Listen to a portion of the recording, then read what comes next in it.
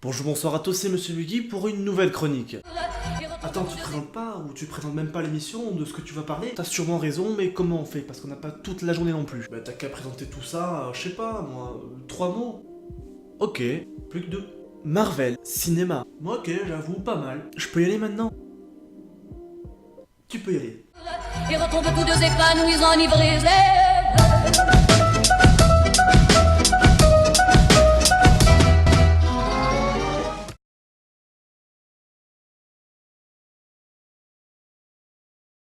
Quoi qu'on puisse en dire, les films Marvel ont apporté beaucoup de bonnes choses à l'industrie actuelle des films. Ils ont par exemple fait connaître à pas mal de monde des acteurs peu connus avant leur rôle dans les films Marvel. Je pense à par exemple le plus connu d'entre tous, Robert Downey Jr., qui peut se vanter aujourd'hui de connaître cet acteur avant son interprétation dans Iron Man en 2008. Et puis à leur début, les films Marvel ont apporté beaucoup de bonnes choses avec des mises en scène plutôt réussies et des actions, il faut le dire, qui ont eu de la gueule. Attends, t'es en train de dire que les derniers films Marvel sont pas originaux et ont des mauvaises mises en scène?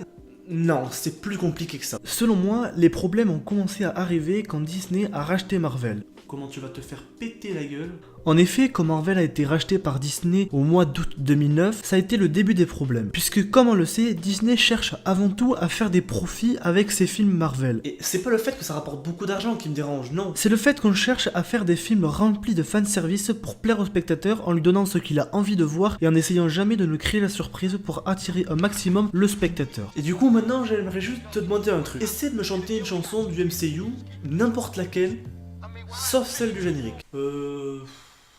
Non, là je vois pas. Ah, vous voyez, c'est ça le problème. Attends, t'es con, j'ai dit, je savais. Les films Marvel n'ont pas de BO qui reste dans la tête, avec laquelle on peut associer des scènes iconiques. Et c'est, je trouve, un second problème. En effet, les musiques sont pas mauvaises selon moi, mais le problème est le suivant. Quand une scène est triste, la musique est triste. Quand c'est une scène d'action, la musique suit le rythme. Les musiques suivent toujours ce qu'il y a à l'écran, ne créant jamais la surprise, cherchant juste à remplir leur rôle et rien de plus. Et c'est, je trouve, dommage. Bon, du coup, c'est laquelle ta musique? Ah bah merci, bah tiens, écoute, c'est celle-là.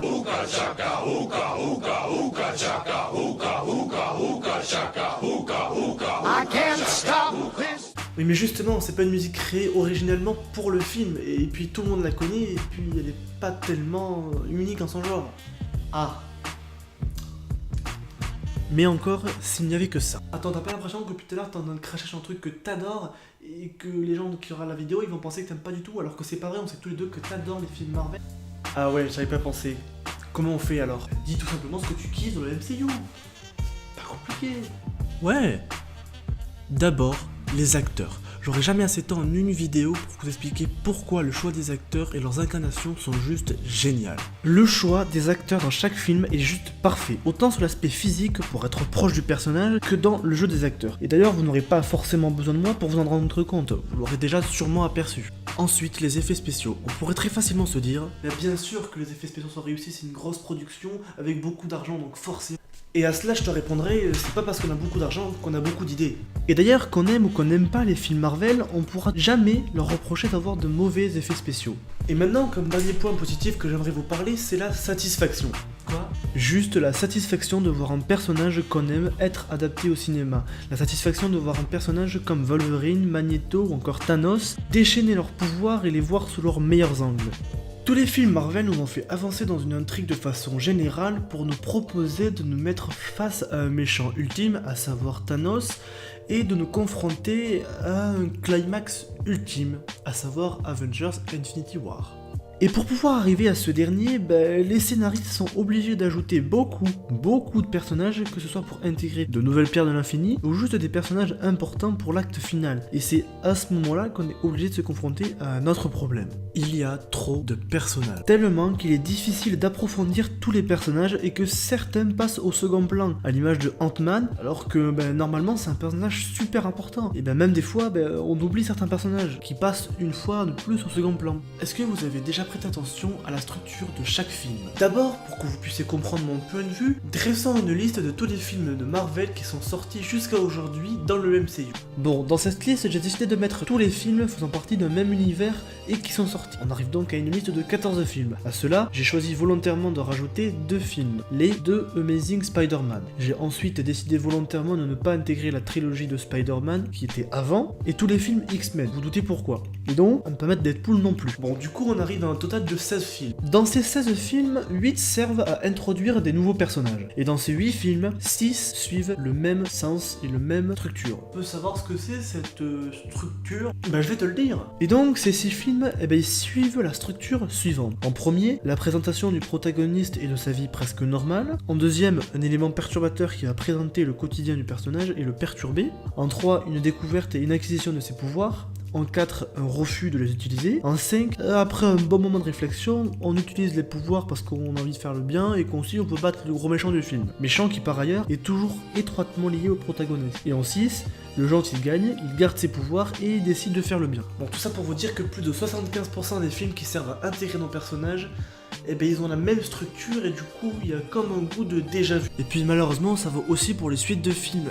La plupart d'entre elles ont toutes la même structure. Et ils sont un poil prévisibles. En tout, dans le MCU, il n'y a que 3 films qui ont un schéma narratif unique. Bon, je vais finir cette vidéo en vous parlant du dernier gros point négatif selon moi. Depuis le début du projet Avengers, Marvel a toujours essayé de lier d'une façon ou d'une autre les personnages entre eux. Des fois de façon discrète, juste en laissant un objet pouvoir les faire se rencontrer plus tard. Mais dernièrement, Marvel a beaucoup moins de finesse. À l'image du prochain Spider-Man, où là j'ai carrément l'impression qu'ils ont partagé le film en deux entre Spider-Man et Iron Man. Et quand je vois ça, j'ai juste l'impression qu'il y a un scénariste de chez Marvel qui me tapote sur l'épaule et qui me dit hey, regarde, il y a Iron Man, hein, c'est super cool. T'as vu, les deux ils se connaissent, c'est super cool. Hein. À la fin ils sont gentils parce que les deux ils se connaissent, du coup c'est dans les copains, il y aura peut-être un Avengers 3, t'as vu, c'est cool. Hein, à vous c'est cool.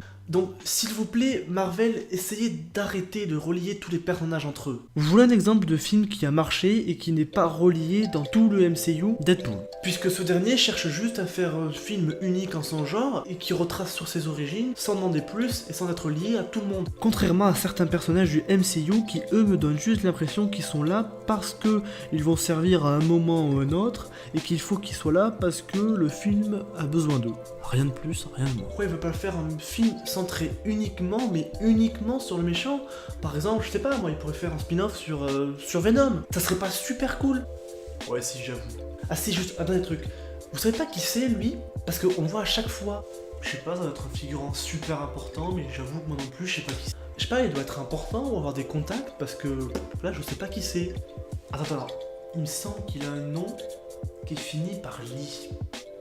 Où il y a un Lee dedans. Jet Li, Chun-Li, Lee Sin, Bruce Lee, Robert Lee. Ah non, attends, je sais. Le mec qui fait des sketchs humoristes avec de la magie. Eric Antoine? Ah voilà, j'adore ce mec. Mais de quoi tu parles? C'était Monsieur Buggy, pour vous servir.